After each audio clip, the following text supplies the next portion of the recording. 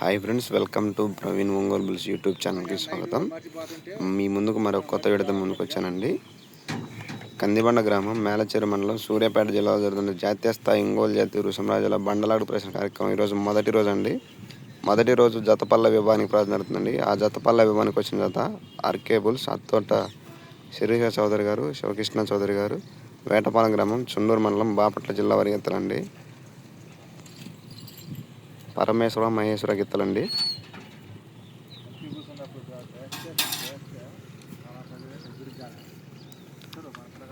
పరమేశ్వర మహేశ్వర గిత్తలు వచ్చాయండి. ఈరోజు కందిబండ గ్రామంలో జతపాల విభాగానికి ప్రదర్శన జరుగుతుందండి.